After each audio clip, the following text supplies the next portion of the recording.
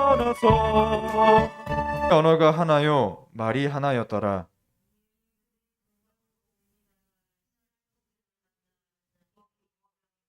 서로 말하되 자 벽돌을 만들어 견고히 굽자 하고 이에 벽돌로 돌을 대신하며 역청으로 진흙을 대신하고.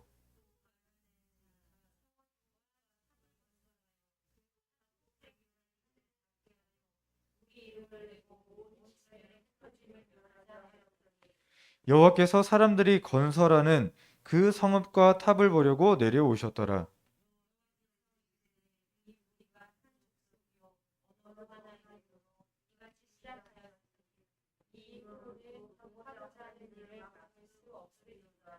자, 우리가 내려가서 거기서 그들의 언어를 혼잡하게 하여 그들이 서로 알아듣지 못하게 하자 하시고.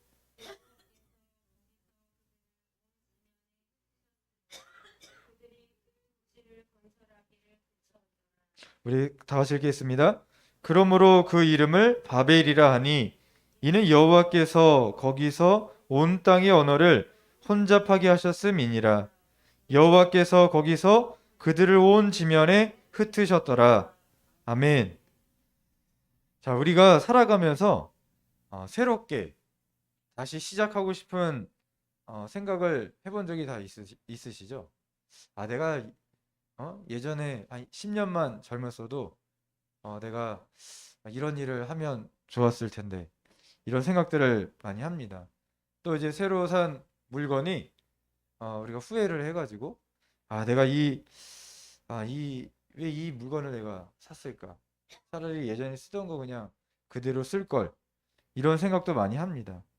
우리가 시간이 이렇게 지나면서 우리 과거를 회상하면서 많은 것들을 돌려놓고 싶은 생각들을 많이 해보게 되는데 어떻게 보면 인생에 이 리셋이라고 하는 버튼이 있으면 얼마나 좋을까요? 이제 컴퓨터도 그렇고 테레비도 그렇고 리셋 버튼이 있죠. 내가 저장해놨던 것들을 새롭게 다시 이걸 누르면 다시 처음부터 할 수 있는 일들이 일어나게 됩니다. 이 성경에도 보면 바로 하나님께서 이 노아 홍수를 통해서 하나님이 이 세상에 사람을 창조하신 것을 후회하시고 노아라고 하는 이 사람을 통해서 그 가족을 통해서 다시 한번 이 땅을 새롭게 하시고자 하는 그런 은혜가 있었습니다. 근데 만약 우리가 노아라면 이 홍수 이후 시대에 어떻게 살아갈까? 아마 어떻게 사실 것 같아요? 내가 노아라면 그를 통해서 노아도 하나님이 의인 삼아 주셨지만 노아나 노아의 가족도 이 죄가 완전히 해결되어진 것이 아니에요. 하나님은 이 노아 홍수의 사건을 통해서 바로 이 죄의 확산을 늦추시게 하는 역할밖에 하지 못했다라고 하는 것입니다. 노아가 얼마 지나지 않아서 어떻게 됩니까? 자신이 포도농사를 지어서 포도주를 먹고 취하게 됩니다. 그리고 자신이 벌거벗은 채 잠을 자게 되죠.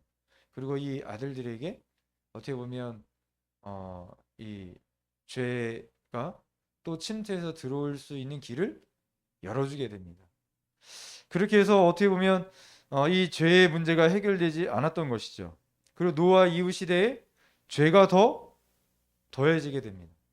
사람들이 이제 늘어나고 이 사람들이 점점 이제 확산되어지니까 어떠한 것을 추구하게 되죠? 바벨탑을 건설하자. 우리가 하늘까지 우리가 높아지자.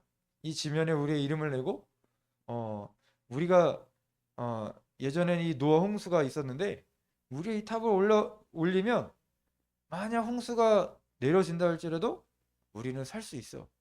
라고 하는 이 생각을 가지면서 죄의 죄를 더하는 삶을 살아가게 되는 것이죠. 이런 이 죄의 확산을 늦추시기를 원했던 이 하나님의 마음이 바로 이 인간들의 이 죄의 본성으로 인해서 다시 죄가 더해져가는 이 상황을 하나님이 지켜보고 계시는 것이죠. 창세기 오늘 본문 11장 1절에서 5절의 말씀을 보면 하나님이 우리 인간의 이 교만한 계획들과 불순종들을 그냥 지나쳐가는 것이 아니라 지켜보고 계시다라고 하는 것을 우리에게 보여주고 있습니다. 이 신할 땅에 정착한 이 노아의 후손들은 자신들을 위해서 도시와 탑을 건축해서 그 꼭대기가 하늘에 닿게 하기로 이제 계획을 세우는 것이죠. 근데 어떻게 보면 이 본문을 읽어보면 우리들도 이해하지 못하는 부분들이 있어요. 이 계획이 뭐가 잘못된 거지? 라고 생각할 수가 있습니다. 이미 도시들이 건축되어져 있습니다. 고층 건물들이 있었어요. 그런데 더 높게 건축하는 것이 뭐가 문제가 될까? 이렇게 우리가 생각해 볼 수 있겠죠. 오늘 본문 말씀을 보면 그들이 2절에 이에 그들이 동방으로 옮기다가 라고 하는 말씀이 나오고 있습니다. 이 어떻게 보면 지리적인 진술로 우리가 보여지지만 이 안에는 도덕적인 측면이 포함되어 있습니다. 사람들이 이 물리적으로 에덴 동산으로부터 멀어져 갔는데 결국 심리적으로도 하나님으로부터 더 멀어지고자 하는 마음이 이들에게 있었다라고 하는 것입니다. 그러면서 이제 서로 말하되 라고 말하죠. 3절에 서로 말하되. 어떻게 보면 이들이 큰 사업을 하면서 하나님과 상의하지 않는 이런 모습들이 비춰지게 되는 거죠. 하나님이 이들에게 없구나. 이들의 마음속에. 원래 우리가 무엇인가를 할 때 누구와 상의를 해야 되죠? 우리 믿음의 사람은요. 하나님과 상의를 해야 돼요. 그래서 우리가 기도하는 것이죠. 하나님, 이게 하나님의 선한 뜻일까요? 아니면 내 욕심과 내 생각인가요? 이것을 먼저 하나님께 물어야 되는데 이 노아 이후에 사람들이 이 세상에 편만하게 흩어져서 살게 되다 보니까 이 사람들의 마음이 하나님 없는 마음으로 살아가는 것을 보게 됩니다. 어떻게 보면 노아와는 달리 하나님을 의식하지 않고 살아가는 모습들이 비춰지고 있는 것이죠. 하나님이 이 노아의 후손들에게 주신 임무에 대해서는 이들에게 전혀 관심이 없는 상태라고 하는 것입니다. 그들의 머릿속에는 하나님이 전혀 없는 상태를 보여주고 있는 것이죠. 그러면서 성읍과 탑을 건설하여 그 탑 꼭대기를 하늘에 닿게 하여, 바로 그 꼭대기가 하늘에 닿을 만큼 큰 탑을 쌓는 것은 어떻게 보면은 오늘날도 대단한 업적이죠. 왜냐하면 이게 지금 이제 하나님이 거하시는 곳, 하늘나라가 있는 것 같은 그런 생각들을 많이 하기 때문에 그렇습니다. 근데 어떻게 이 본문을 보면 창세기 3장에 나오는 이 아담과 하와의 범죄를 생각나게 하는데 이것 역시 하나님처럼 되려고 하는 인간의 시도였다라고 하는 거예요. 그러니까 탑을 이게 올리는 것이 단순하게 높이 쌓는 것으로 끝나는 것이 아니라 우리가 하나님과 같이 되자라고 하는 그 마음의 이 본성이 들어가 있는 거예요. 아담과 하와가 이 선악과를 따먹을 때 사단이 어떻게 유혹을 합니까? 하나님과 같이 똑같이 될 수 있다. 이게 유혹이었어요. 이 탑을 쌓는 목적도 무엇이냐? 우리가 하나님과 같이 될 수 있다라고 하는 그런 마음이라고 하는 거예요. 하나님이 이것을 죄로 여기신 것이죠. 그리고 이들이 말하기를 우리 이름을 내고 라고 이야기하고 있습니다. 그들은 자신들을 위해 도시를 건축하고 자신들의 이름을 내려고 노력했다라고 하는 거예요. 자기 자신으로 충분하다라고 하는 어떻게 보면 이 개념이 이들 안에 있었다라고 하는 거예요. 하나님 존재하지 않고 내 힘으로 할 수 있어 라고 하는 이 생각이 이들에게 편만했다라고 하는 것이죠. 우리가 앞으로 이제 다음 주에 보면 이제 창세기 이제 11장을 지나서 이제 아브라함에 대해서 말씀을 또 살펴보려고 하는데 그 아브라함의 이야기와는 정반대로 나아가고 있는 것이죠. 창세기 12장에서 하나님은 아브라함에게 큰 이름을 주겠다라고 약속하십니다. 사람이 그 이름을 선택하는 것이 아니라 하나님이 주세요. 근데 지금은 이 11장 이 바벨탑 사건은 어떻습니까? 하나님이 주시는 게 아니라 인간인 본인 스스로가 자신의 이름을 내려고 그렇게 살아가고 있다라고 하는 거예요. 그리고 온 지면에 흩어짐을 면하자. 하나님이 사람들에게 생육하고 번성하여 땅에 충만하라고 말씀하셨습니다. 그런데 여기서 우리는 이들이 하나님이 노아와 그 후손들에게 하신 명령을 노골적으로 거부하는 모습을 볼 수 있는 것이죠. 그들은 하나님께 영광을 돌리는 대신에 자신의 영광을 추구하기 위해 모였다라고 하는 거예요. 하나님이 없는 삶을 그들이 살아가고 있는 것을 보여주고 있는 것입니다.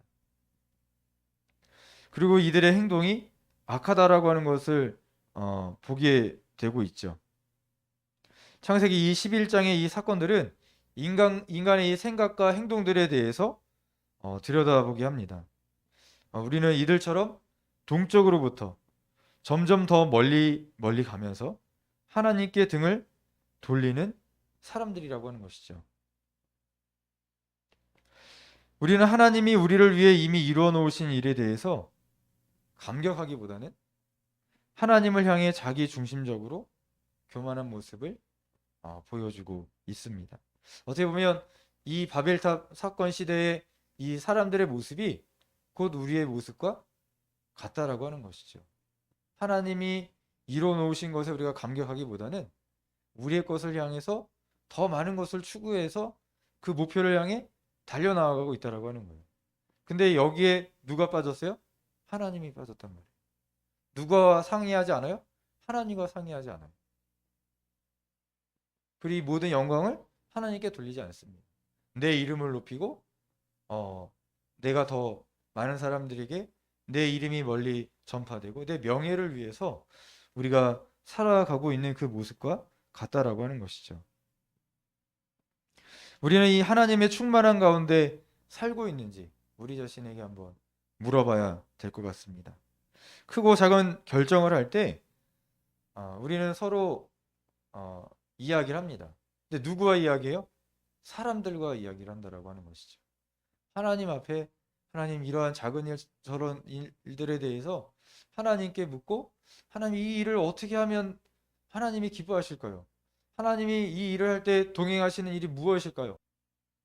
바로 우리 이름을 내려고 하는 이 유혹, 이것은요 과거나 현재나 미래나 계속 진행되어질 그런 마음이라고 하는 것입니다. 우리는 이 땅을 채우라고 하는 하나님의 부르심을 받은 사람들입니다.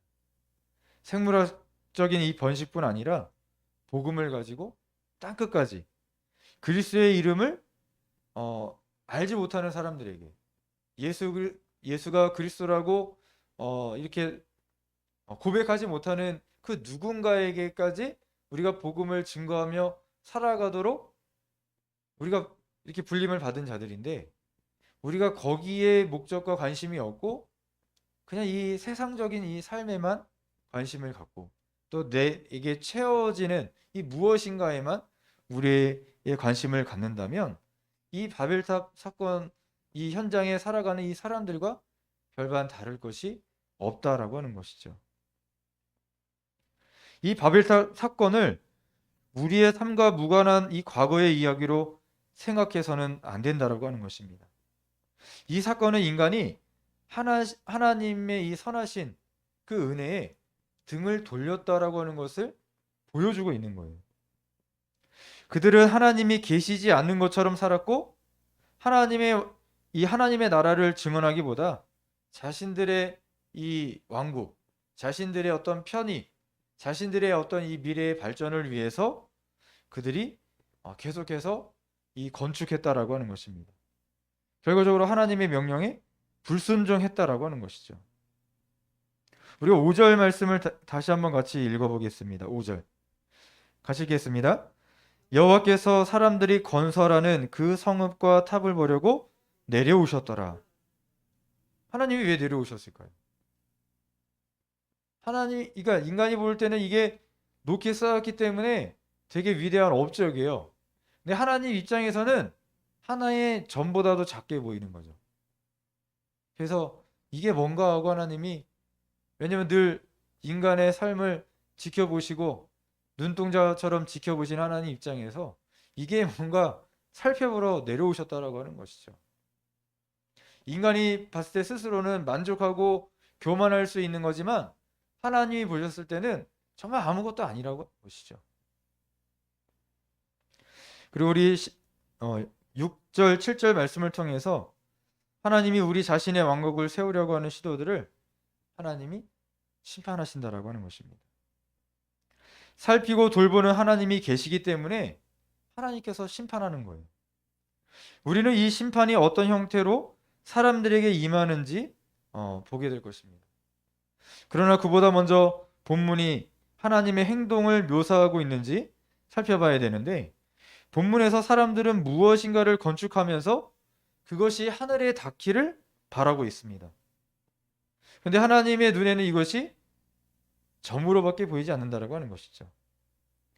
바벨탑 사건이 있은 후에 수천 년이 지나서 이사야 선지자가 땅의 한 왕을 묘사했는데, 그 묘사는 모든 사람의 본성적이고 인간적인 마음과 영광을 갈구하는 우리의 욕망을 보여주고 있는데, 이사야 14장 13절에서 15절 말씀을 보니까 내가 내 마음에 이르기를 내가 하늘에 올라 하나님의 묵별 위에 내 자리를 높이리라. 내가 북극 지폐의 산 위에 앉으리라. 가장 높은 구름에 올라가 지극히 높은 이와 같아지리라 하는도다. 그러나 이제 내가 스올 곧 구덩이 맨 밑에 떨어짐을 당하리로다. 아멘.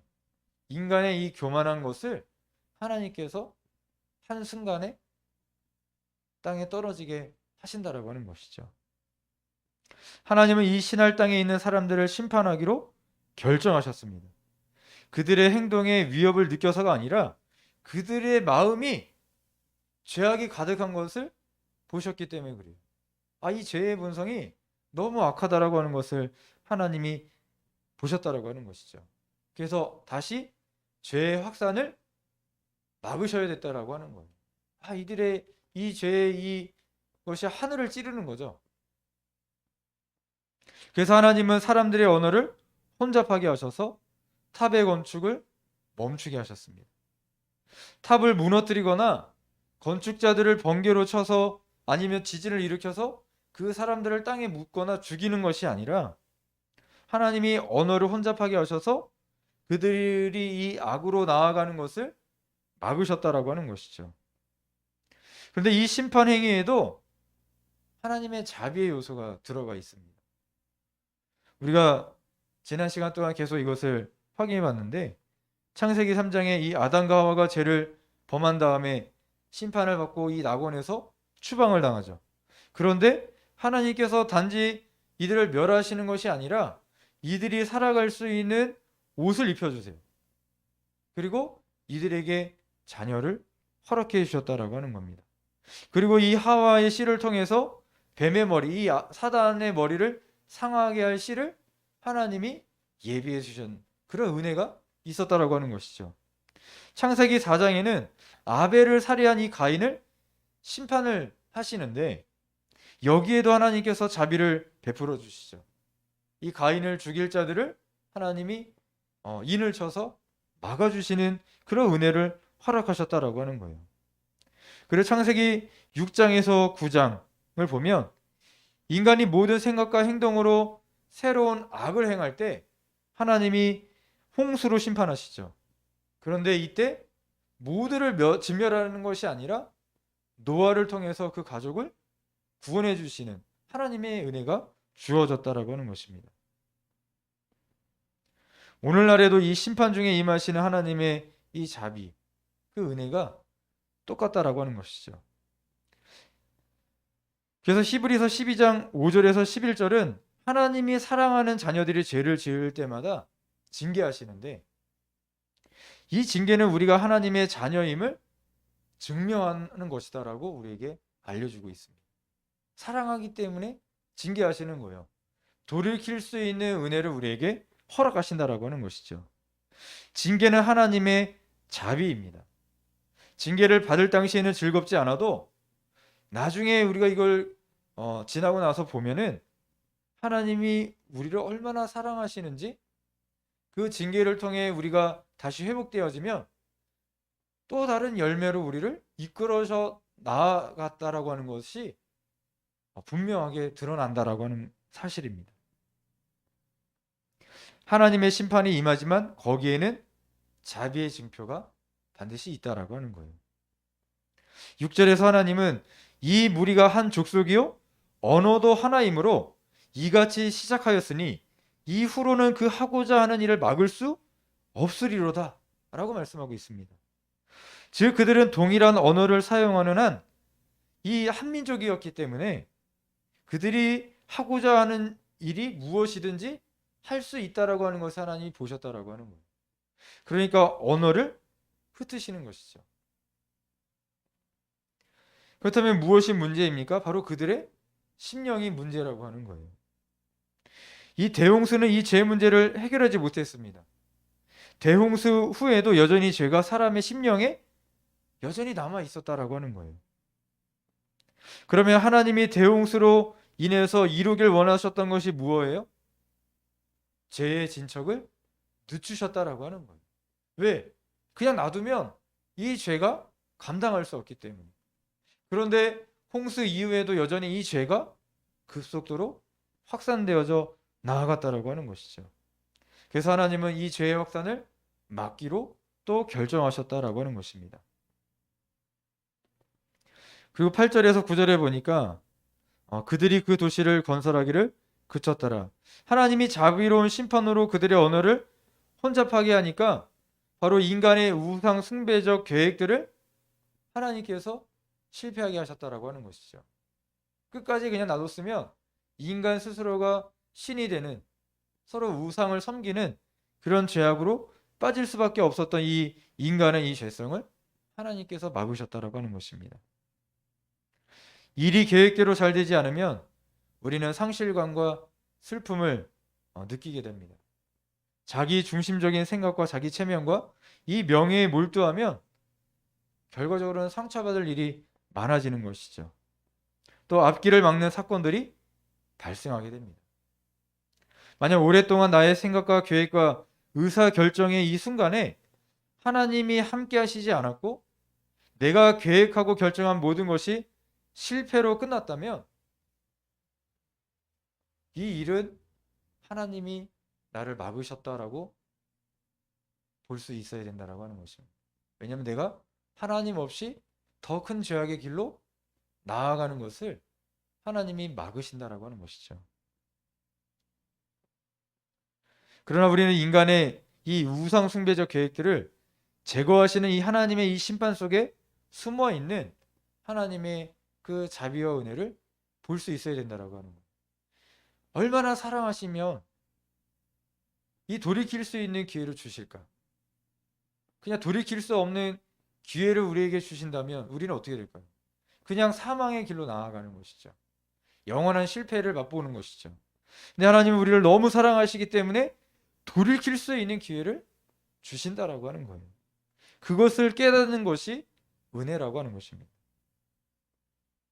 하나님이 인간의 우상 숭배적 계획들을 실패하게 하신다라고 하는 것은 어떻게 보면 우리 입장에서는 결과적으로는 좋은 소식이라고 하는 것이죠.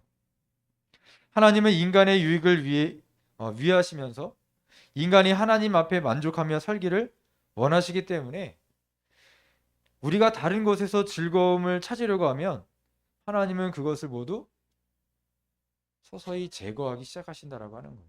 왜? 그것이 절대적으로 유익이 아니다라고 하는 것을 하나님이 아시기 때문에 그렇습니다.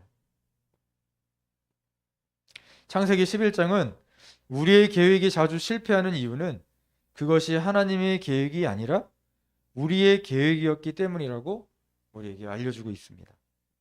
우리는 기도하지 않고 내 생각으로 어떤 일을 계획하고는 합니다.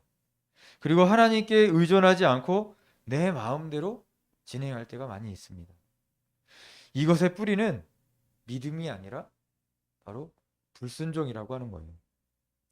하나님을 예배하며 영광 돌리는 것이 아니라 우상을 숭배하고 자기 자신의 영광을 드러내려고 하는 목적이 더 크다라고 하는 것입니다. 하나님은 이 선하심과 은혜로 그런 계획들을 실패하게 하십니다. 하나님의 목표는 바로 우리가 하나님께 돌아오게 하는데 그 목적이 있다라고 하는 것이죠. 하나님은 우리가 하나님 외에 우리를 만족시킬 것이 아무것도 없음을 깨닫기를 바라십니다. 만약 인간의 우상 숭배적인 이 계획이 실패하지 않는다면 인간은 계속해서 하나님을 거부하고 무엇이 잘못되었는지 모른 채 살아가게 될 거예요. 그러면 우리는 결국은 사망의 길로 나아가는 것이죠. 하나님이 죄의 확산을 막으시려고 우리 삶에 실패를 허락하실 때 우리가 깨닫고 돌이킬 수 있는 은혜가 있기를 소망합니다. 우리가 우리 계획대로 안 되더라도 이것 때문에 좌절하거나 실망하지 않았으면 좋겠어요. 아, 여기에 내 생각과 내 의가 더 많이 들어갔구나. 아, 이래서 하나님께서 내 길을 막으시는구나. 하나님께서 새 일을 하시려고 하는구나. 내게 은혜로 새로운 열매를 맺게 하시려고 하는구나.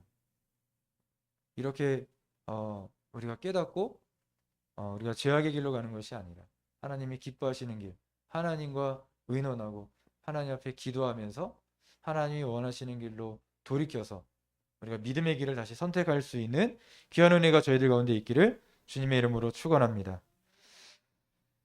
우리 기도하시겠습니다.